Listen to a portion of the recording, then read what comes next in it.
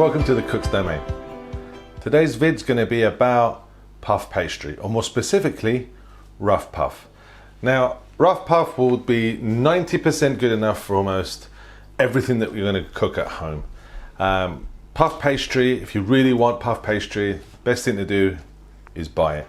Yes, homemade is better, but it is so time consuming, it is so long, and it's so easy to get wrong that I'm not sure that it's ever worth the attempt.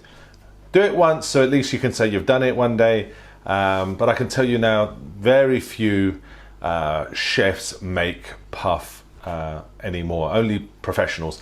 And even then we're talking about professionals where this is all they do. It doesn't happen in Michelin-starred restaurants, for example. They buy it. It's that much hard work. But this rough puff, it doesn't need to be as precise as making puff pastry. It's a lot easier. I mean, don't take me wrong, you're going to watch the video and you're going to see that there's a lot to this as well, but nothing like puff pastry.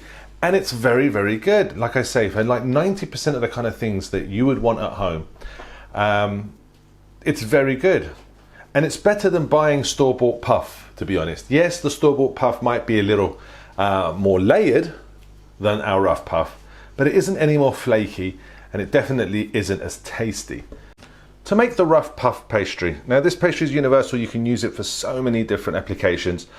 I'm doing it right now to accompany my chicken and mushroom pie video that I'm making, so if you've come from that, this will be more than what you'll need for your chicken and mushroom pie, but I'll show you what you can get out of it, and then you can scale the ingredients down to suit your recipe.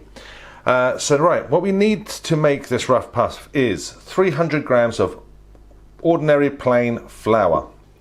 We want 230 grams of butter, which I've cubed into these cubes. They're not small, but they're not big either. Try and get some idea from that. I'd say like a Lego brick, like the small little Lego bricks, that kind of size. And make sure it's cold. Keep it in the fridge even after you've chopped it up into bits, because it needs to be really cold. Can't stress how important everything being cold is in this recipe. We also have some water, which has got some ice in it, because we want that to be really cold too. So the first thing we want to do is take our flour and tip that straight into our bowl. The next thing we want is our butter. Tip that straight into the bowl. So before I start, I wash my hands and then I rinse them in cold running water, because I want to bring the temperature down in my hands. Once we've got the butter into the flour, I just drag all the butter over to one side. So I've got lots of flour onto this side and I've got the butter over on this side. The reason for that is I want us to grab a piece of butter and using our thumb and finger, just squish the butter, just making it flat like that. And then drop it down onto the other side, because that's done. And then just drop a little flour over it. Let's coat it in flour. Get your next piece, do the same, squish it, put it into flour. And just keep doing that until you've done every piece. Once we've flattened all the pieces and coated it with flour, just get a couple of big pinches of salt and put that into the bowl as well. And give that another mix. Okay, now I'm going to do is create a well in our bowl. And this is where we're going to add our ice water. And we want half a cup of ice cold water. Now, it's not exactly a half a cup. Every brand of flour is different. The ambient temperature in your house is different.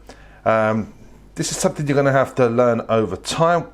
What we want to do is hydrate the flour. So if you find that a half cup doesn't quite hydrate the flour fully, then add another tablespoon of water. But don't add much more than half cup. Half cup is going to be about right for this recipe. So let's now get that in. Just lightly move it around. Just trying to get all the flour hydrated in that water. And wherever it's sticking in your hands, get that off. That's very wet, and we want that wetness to move to other parts of flour. Just keep mixing that in. and it will slowly come together. Remember, I'm not squishing anything here. I'm not doing anything hard. I'm just moving it around. I'm just trying to get the flour to be hydrated by that water. Okay, so once you feel that everything is quite dry now, there's no stickiness anymore, but yet you don't have a dough, like we don't have a dough here. So the particular temperature of my room today, this particular brand of flour, clearly needs a little more. So this is what it still looks like. Some parts have come together, but we've still got a lot of powdery parts. So clearly half a cup on this particular occasion wasn't enough.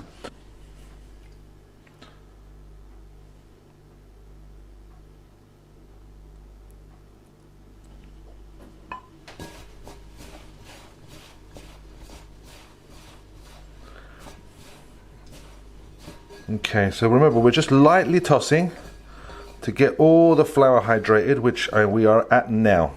What that will look like is like this.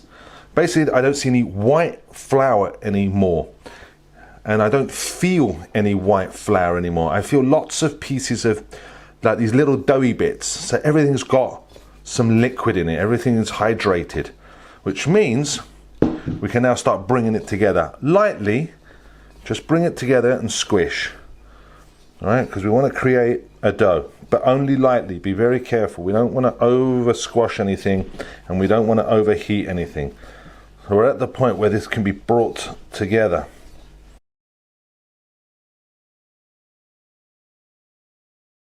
So we'll take a little bit of flour, just a little on our rolling stick pin.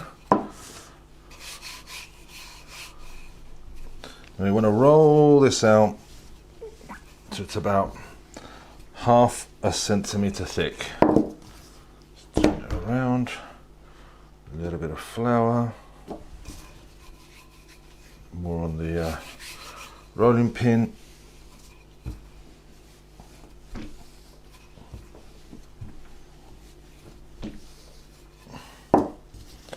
Just turn it around. Flour.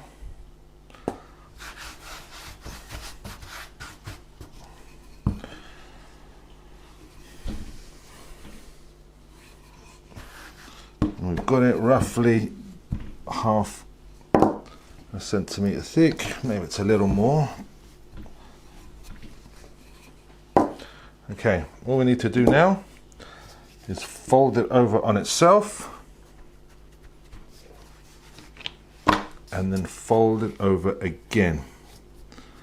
So it's in a quarter kind of way. And again, a little flour. And roll it to ½ centimeter again.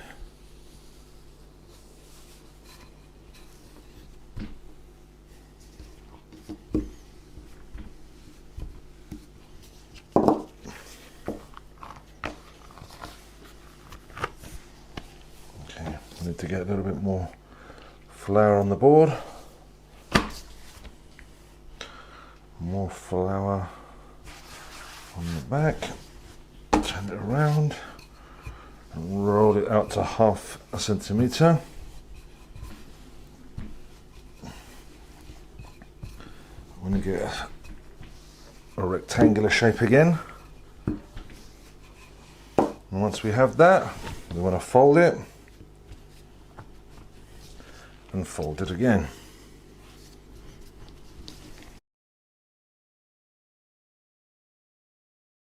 Get a little flour on the board.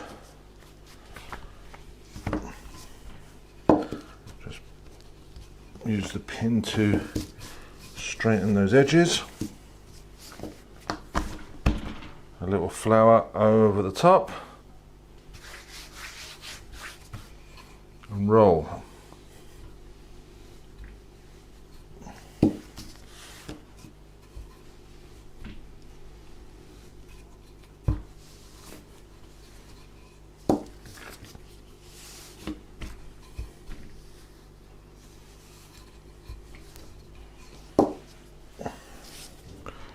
Flip it over.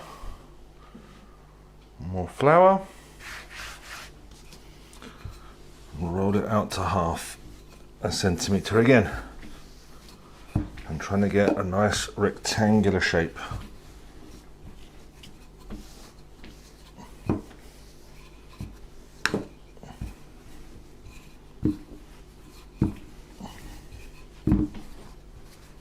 Once we have that, fold it over on itself again, fold it over again,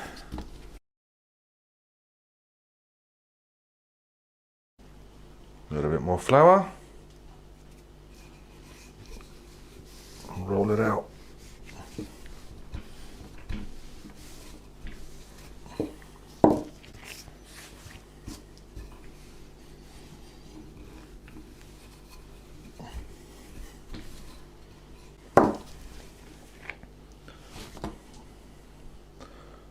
More flour on the board.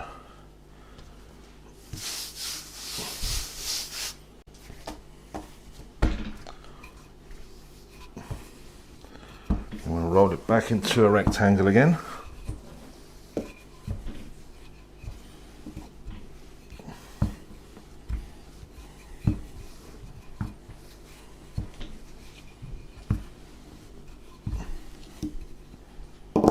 This will be our last fold. Bring it over. Bring it over again.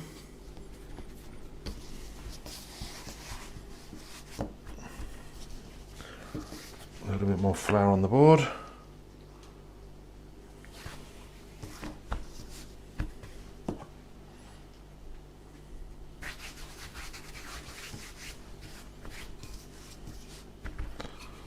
Okay.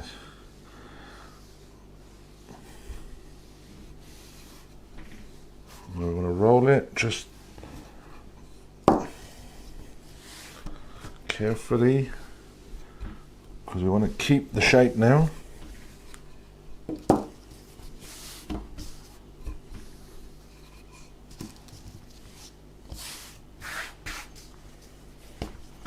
Put a little bit more flour.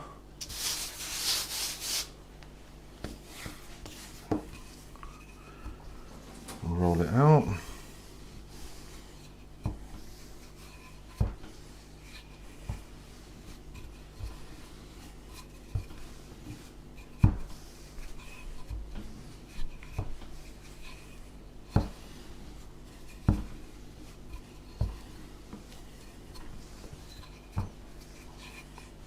We just want to make a nice square now.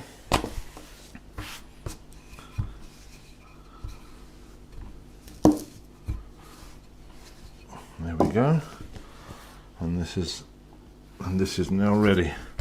So what I'm going to do now is fold it up, square off the edges.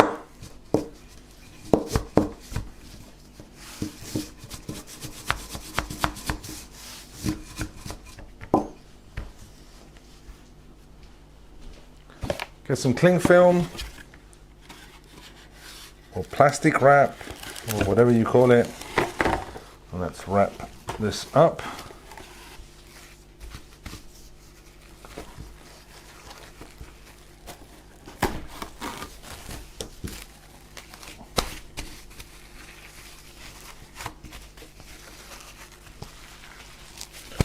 And I'm just going to put it in the fridge until it's ready for us to use.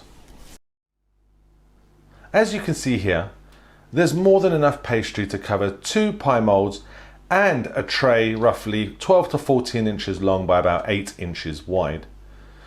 If you have different requirements, just scale the recipe accordingly. And as always, thank you for watching.